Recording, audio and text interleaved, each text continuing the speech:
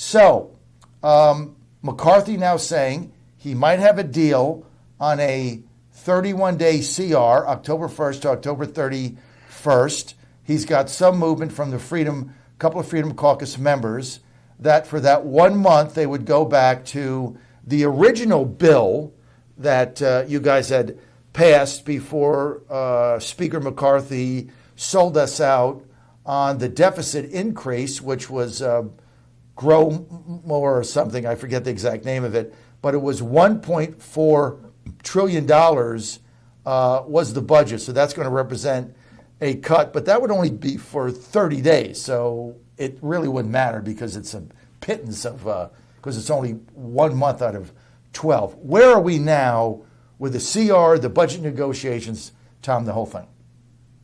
John, before we start, I hope people are watching the Packers closely because coming from Wisconsin, the Packers are everything. And we've got a combination this year. Everybody thinks we're not going to rise up and be the Packers that everybody loves with Aaron Rodgers gone. But we got a combination, love to Romeo, and it's going to be good. So, well, they're 1-1, but they've covered twice. So they were a 2-point underdog to Atlanta. They got beat by one, then a heartbreaker. So if you're betting the Packers on DraftKings, I picked them 2 weeks in a row. I'm 2-0. But I think they're going to win the division. So we'll see how that goes. It's going to be them or the Lions. The Bears are collapsed. So and I think the Vikings are 0-2 right now. So you guys are in pretty good shape. Also, you got the Brewers are going to win the division, go to the playoffs, get a bye. So that's going to be or play the wild card in the first round. Let's get to the CR. Yeah, for sure.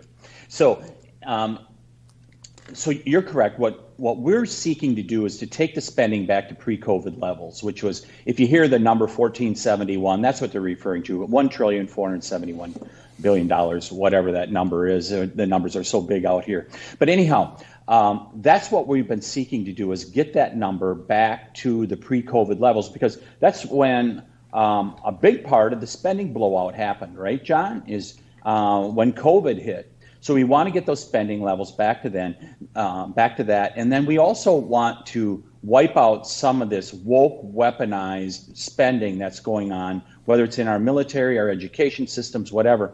We're trying to, via the appropriations process, with each of the budget bills going through each of the agencies and pulling that stuff out. And the committees have been doing pretty good work in regards to that. So anyhow, we had a great meeting yesterday. And I got to tell you, having served in the legislature in Wisconsin for 10 years and been in the middle of some pretty contentious arguments, it was pretty heartening yesterday to see people talking to each other and trying to understand, okay, how do we get here? And I got to tell you, if you're a fiscal hawk, yesterday was progress. Now, do we get to an agreement? I'm not going to predict that.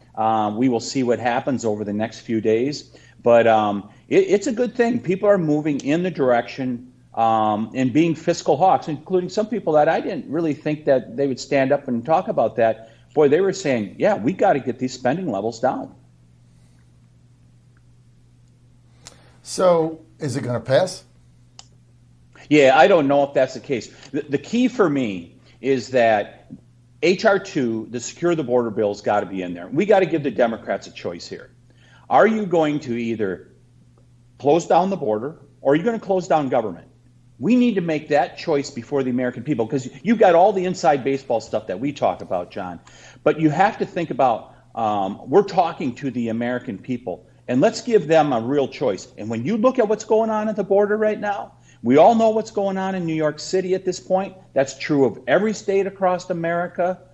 The border issue is ripe for us to get movement. And I'm hearing that there's some senators, including especially Democrats, that are starting to go, man, we need to fix at the border also. We could really move the pressure on the border issue, which I believe is the existential issue before us in this, in this decade, perhaps this century.